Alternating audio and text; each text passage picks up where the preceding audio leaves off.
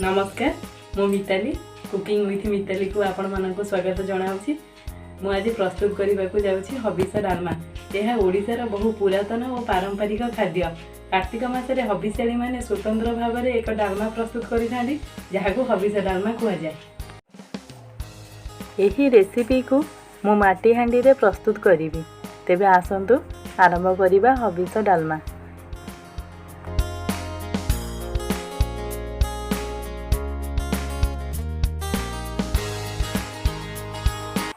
एथिपाई मु नेइछि सारू 100 ग्राम, कंदमूल 100 ग्राम, देसी आलू 100 ग्राम, गाजर 100 ग्राम, कंचा कदली 100 ग्राम, 4-5टी ओउ, मुग डाली 100 ग्राम, 1 चामच गुड़, जीरा 1 चामच, सुखिला लंका 4-5टी, कोरा जाइथिबा नडिया फाड़े, अदा हाफ इंच छेचिकी रखिछि, लूण स्वाद अनुसार, भजा जाइथिबा जीरा लंका गुंड, गुआ घी 2 चामच।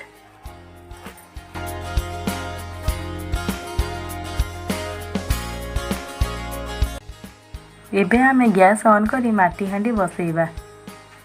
एथिरे 2 ग्लास पानी दे किछि समय पानी को गरम करिबा।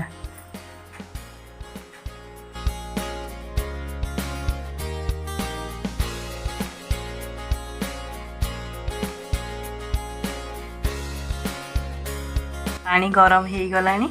एबे एथिरे प्रथमे मुग डाली पकेइबा। मु मुग डाली को हल्का भाजी धोई करी रखिथिली। प्रथमे मो मुग डाली की पकई दूची कारण मुग डाली सिझिबा पई टिके अधिक समय लागे। एबे एथिरे देसी आलू, कंदमूल, सारू, गाजर आदि परिबा पकई टिके गोळेई देबा। एही परिबा गुडी को अधा सिझा होई गले कंचा कदली पकईबा।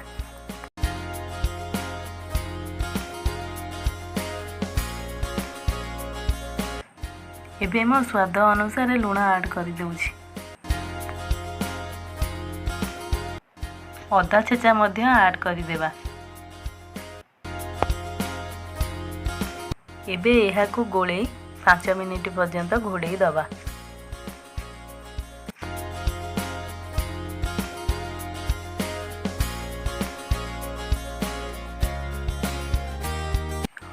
हबिष डालमा रे हळदी, आलू, टमाटो आदि परिबा पड़े नहीं।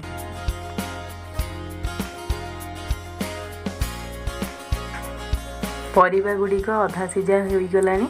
एबे आमे कंचा कदली को पकेइबा।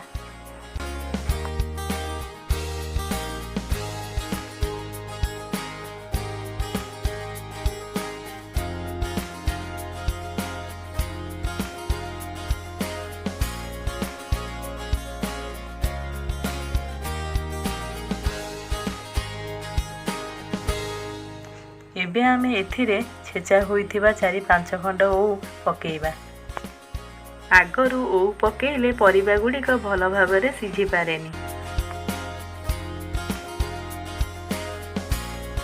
एबे डाली और परिबा गुडी को भलो भाबरे सिझी गलानी। एबे एथिरे कोरा जाइथिबा नडिया आ गुड़ पकेइ दबा।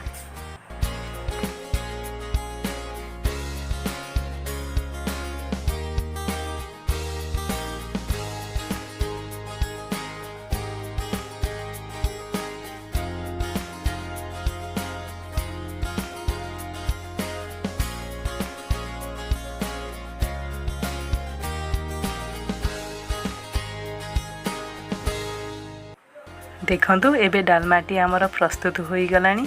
एबे एहा को छुंक करिबा।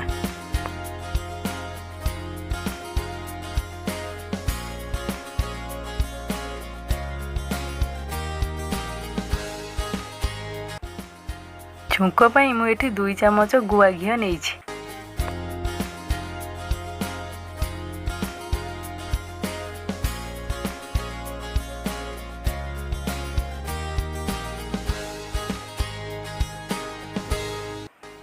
घी गरम हो गलानी। एथिरे 4-5टी सुखिला लंका आ 1 चामच जीरा दे छुंक करिबा।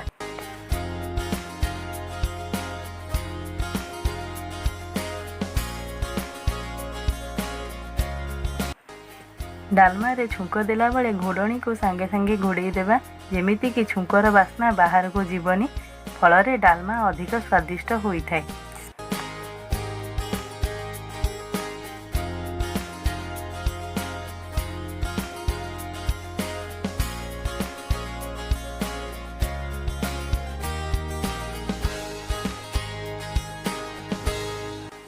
ଏବେ ଏଥିରେ ଭଜା ଯାଇଥିବା ଜିରା ଲଙ୍କା ଗୁଣ୍ଡ 2 ଚାମଚ ଆଡ୍ କରିବା।